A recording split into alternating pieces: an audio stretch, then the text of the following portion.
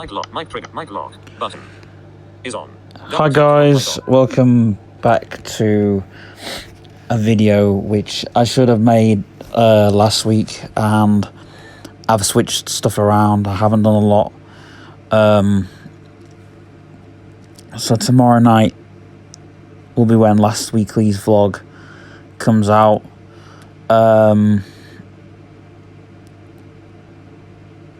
Yeah, that's kind of all that stuff.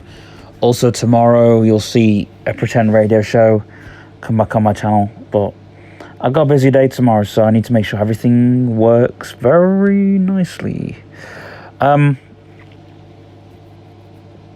Yes, Q&A.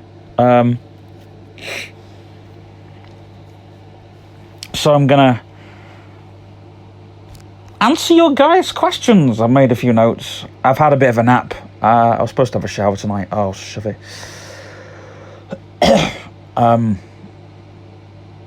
You know, it's just one of those things, isn't it?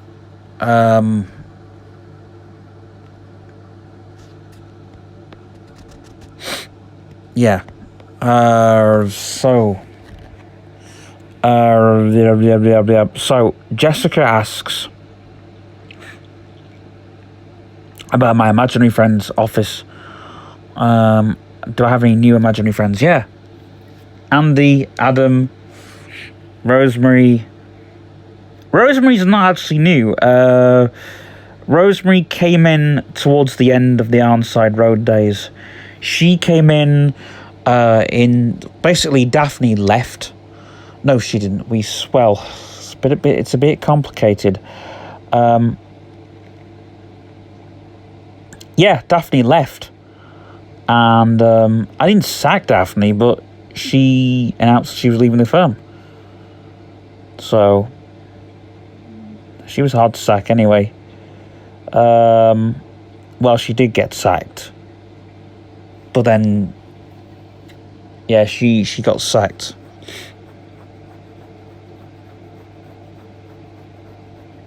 But she got sacked and she came back. And she got sacked lesser times than Rosemary. But anyway, that's another story. So Rosemary came in 2010? Was it? 2010? It was about that time. So that was when things went downhill, I think, for the company, when Daphne left and Rosemary came in. So we still saw Daphne because she was married to Charles, and she still came. Like, there was connections, but she was not there all that much. I think she came to bring Charles his sandwich once. Yeah. So, yeah. I mean, Charles and Daphne are divorced, so I don't hear from Daphne as much. I know she's still around. But yeah, there was a bit of a,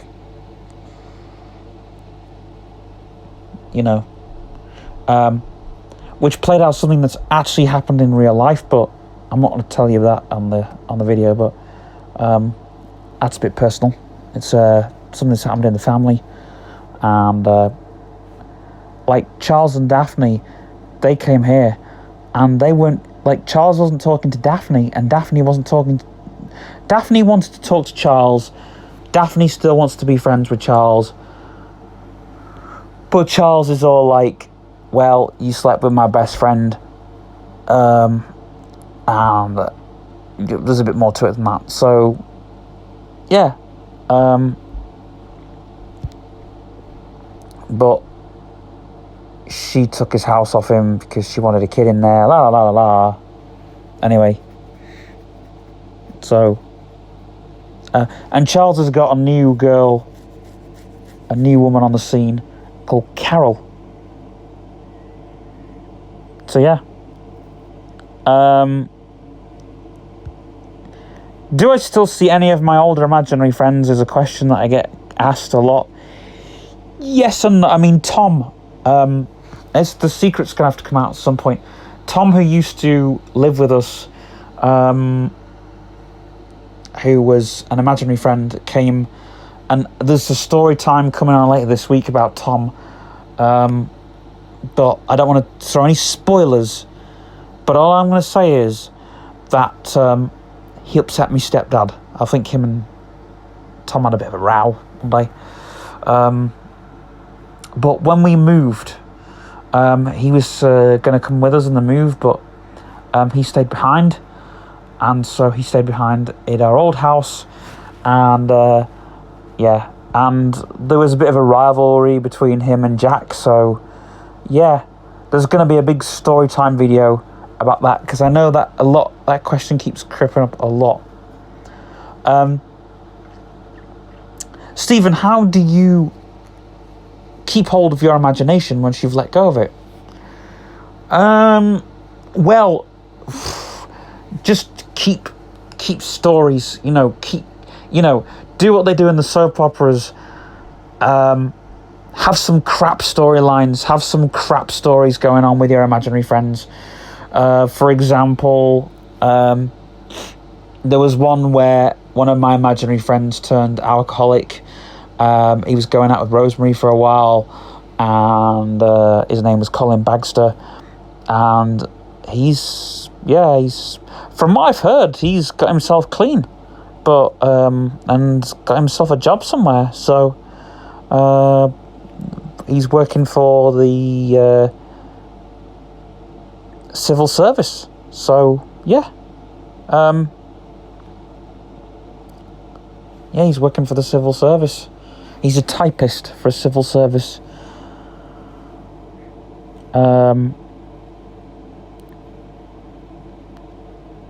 And but I'd taken a story from, I think, was it Coronation Street, and I used it like that. And with Colin, his drinking was more to deal with the shock of moving from Arnside Road, which you all know that story.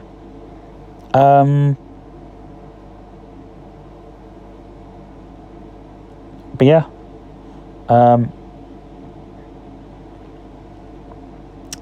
do your imaginary friends have Facebook accounts? No, this is the thing. I want to make Facebook accounts for them to link them to the Imaginary Friends blog, but it hasn't happened yet. But let me know if that's something you want, and then I'll work on it. The thing with it is, obviously, now I am writing another book called The Imaginary Friends blog, and that's kind of, the social media side to the Imaginary Friends and blah, blah, blah. But yeah, the thing with the Imaginary Friends, I can't keep up with them because, like, Andy's got his friends, Charles has got his friends, Rosemary, I don't know if she's got friends, and so it builds a community.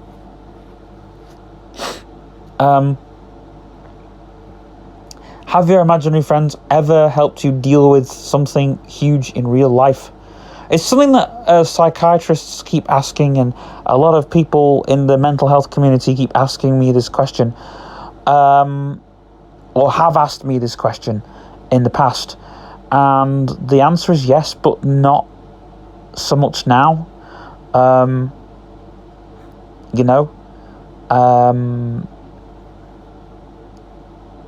There is a few pretend and play scenarios where, and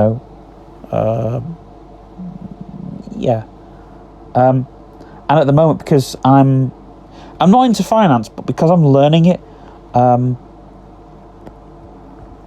there's a storyline happening at the moment to do with Charles's wedding.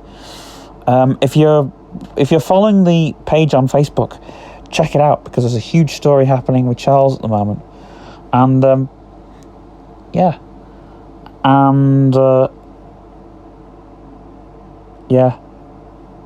Now, another of my sisters asks, why do you rely on us? Why do you rely on us as a family to give your imaginary friends lifts. Yeah, you've seen on the Facebook page, my mummy gives Andy a lift to... Now, I'll explain. I go with mummy on days out, and it's really good. And actually, I also use these days out for research. We've previously been over to Pover, is it Pover or Piover Hall? And we were on a walk and we saw a big house. And I thought, oh, a massive house. So there was a story. And in fact, I've written a story about this this lord that lives in Pover Hall. And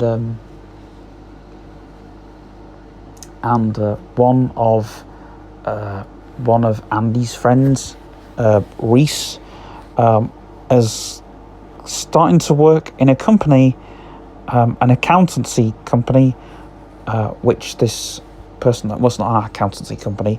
Yeah, it is an accountancy company, and one of the people is the clients, and Reese, who's Andy's friend, leaks a little bit of information. So that's a story that you'll soon get to hear, and it's all linked to Pover Hall, and yeah, so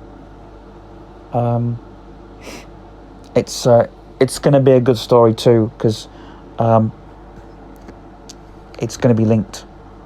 But yeah, we go out to get sort of different, I also go out to look for stories and go out to look for information, and I'll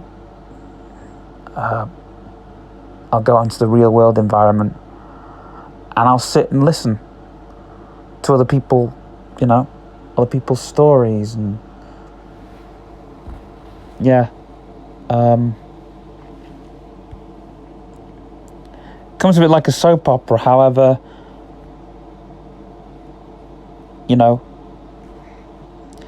do I use The Sims? Oh boy, this question comes a hell of a lot. No. The Sims is created by somebody else. It's like Lego. Lego is great for people who, need something to help them build their imagination, but like Lego, the problem with Lego is they're a huge franchise, and at the end of the day, I wouldn't want a huge franchise to earn my creativity. However, Lego have some great products, but it's one of those things. If I was to use a Lego thing from one of my imaginary storylines, whatever, like Lego would have to know, and so on and so forth. So Lego and The Sims is a computer game. The person who made The Sims has actually started up a community for people to share and whatnot. But you've got to remember that the Sims is owned by somebody and it's licensed. So it's, you shouldn't be using something just to harness your creativity. I'm not saying that it's fun, because we've played those games, theme hospitals, theme parks. Yeah. There was another few games, you build a roller coaster and all that. But, it's really cool. But at the end of the day, it's not going to stretch your imagination by far.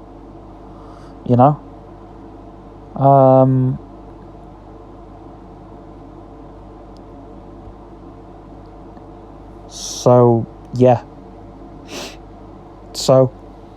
I don't use The Sims at all. It's,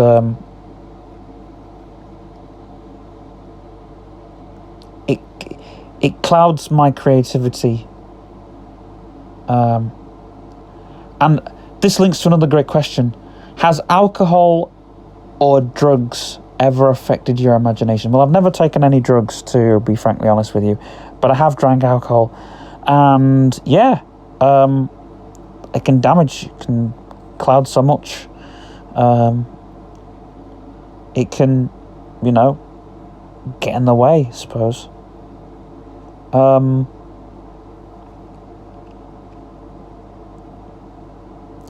Has there ever been a time where you've used your imagination for something bad? No.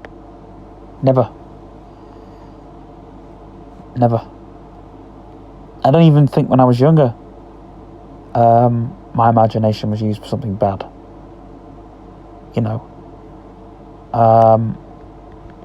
I've used my imagination for a coping mechanism, but again, that's going to spoil my story time video, so I'm not going to fully answer that question. Look for the story time video, because it's going to be one of the best story times I've ever told. Are you taking your YouTube seriously? Yes and no. This channel's pretty random. I'm trying to start up 2 more channels. Yeah. Because I'm planning to do YouTube as a job. That's a spoiler for another video. Yeah.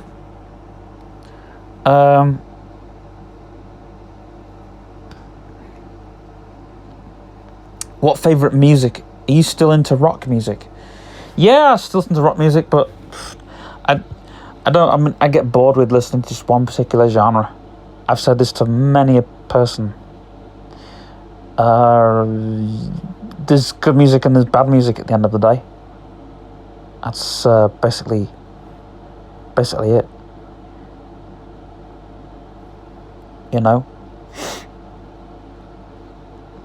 And I just want to say that if you're into one certain tribe of music, you can't be into another music tribe. That's the hardened rule. Well, that's one of the hard, fast rules, but there's nothing wrong with listening to another genre or getting into another genre. You've got to remember where half these things have come from. At the end of the day.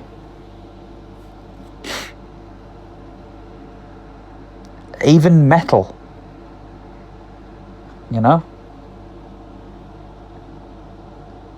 Because a lot of heavy metal stems from some of the 1950s pure rock and roll tunes, like we're gonna rock around the clock tonight, a 1, 2, 3, and a 4, 5, 6, la la da da dee dee. We're gonna rock around that clock tonight. Yeah. You wouldn't have had punk either, because it's like wrapped around the 3 chords. Also, you had Janis Joplin's voice. You had people like Captain Beefheart and Frank Zappa, and later on,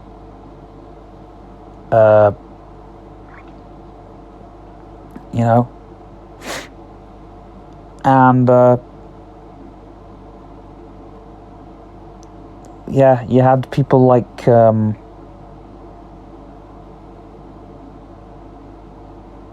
Nico from the Velvet Underground. You had all kinds of people. You had the industrial people and all avant-garde and noise music, which goes all the way back. Crumbs. In the 60s, you had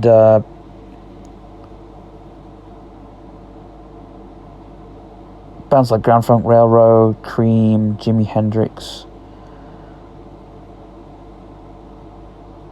Led Zeppelin, obviously, but there was bands before Led Zeppelin that,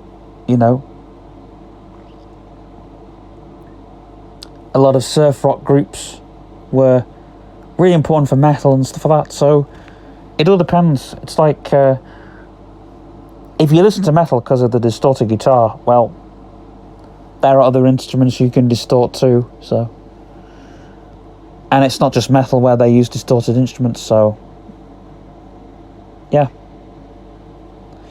That's how I got into electronic dance music, because there were other instruments that could be distorted. You know. And also I was into soul at one point too, because there were a couple of riffs that I quite liked, which quite a few rock bands used.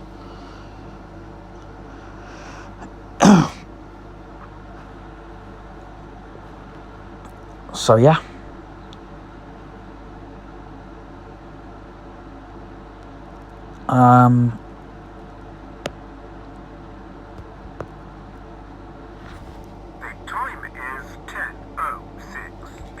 Oh right, we'll be back in a bit. 6 p.m. Mic trigger. Mic lock. Finish recording. Mic trigger. Card favor. 7. Mic trigger. Mic lock. Button is on. Double mic lock.